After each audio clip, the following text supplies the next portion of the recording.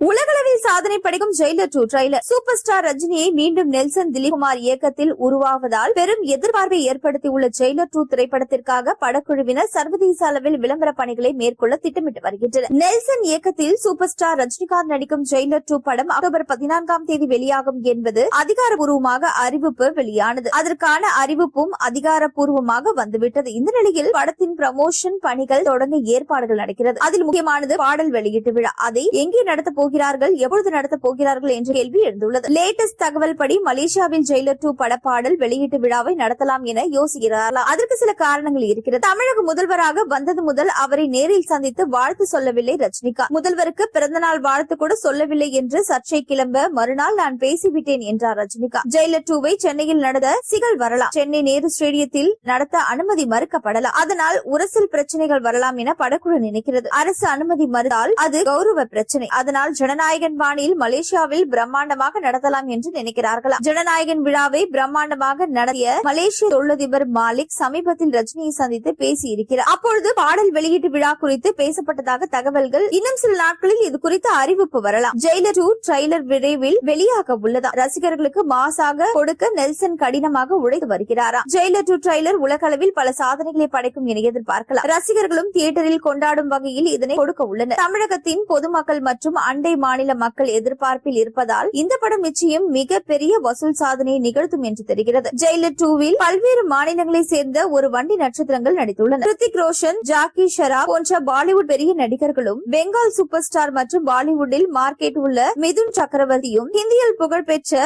வித்யா பாலன், மலையாள super star Mohanlal மற்றும் பல முக்கிய மலையாள நடிகர்கள், கன்னடத்தின் முன்னணி நடிகர் சிவராஜ்குமார், தமிழ் தெலுங்கில் ஆதிக்கம் செலுத்தும் விஜய் சேதுபதி, எஸ்.ஜே. சூர்யா, ரம்யா கிருஷ்ணன் ஆகியோர் முக்கிய கதாபாத்திரத்தில் நடித்துள்ளனர்.